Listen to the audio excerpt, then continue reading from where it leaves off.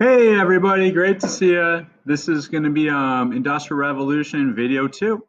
And Industrial Revolution, it starts in Great Britain around the 1800s, and it's basically going to cause a lot of changes. It's the machine production of goods.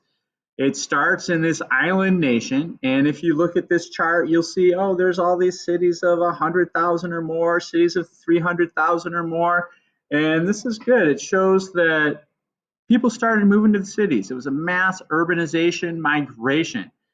People were moving to the cities for jobs and factories. I love this picture. This basically shows an industrial landscape. You have the factories in the background. There's smokestacks burning coal for power to turn the engines to make the machines move.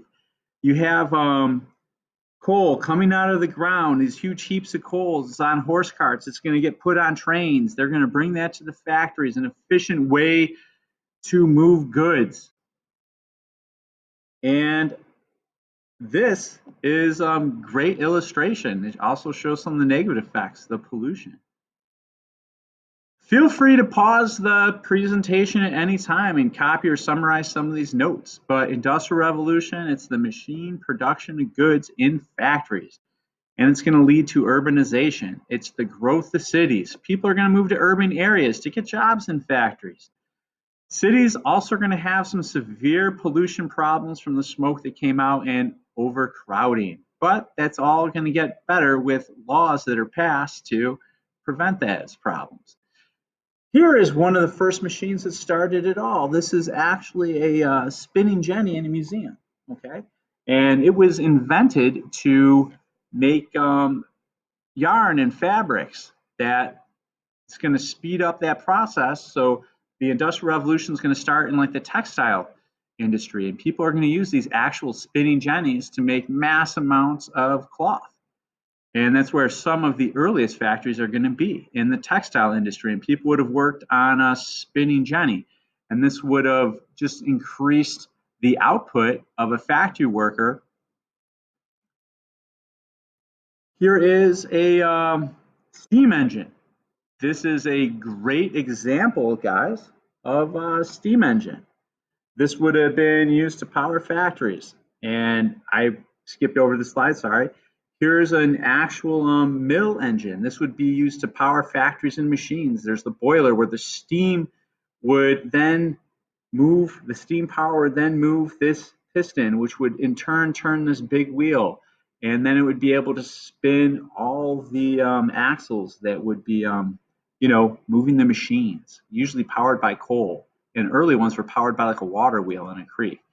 And we had talked about this. Some of the steam engines were quite large. This is a great picture. I know this is an aircraft factory. I think it was, but it's still to gear up for World War II. This shows how big these factories would become and how organized they would be. This is production aircraft. So this wouldn't be in the early factories in England, but it's still the factory model that's still even used today. Very organized. It's the assembly line. Each part, as it goes over, gets more and more. So here are parts of the cockpit. There's more stuff added and added and added. And then you'll look then the outside of the planes there, and off in the distance you can see that. But that was going to allow for mass production of goods. Here's a great drawing. It's showing inside a factory. You've got the workers, all these giant machines. Now you'll notice there's these belts that go up to the roof or down to the floor, but these would be powering the machines from the steam engine.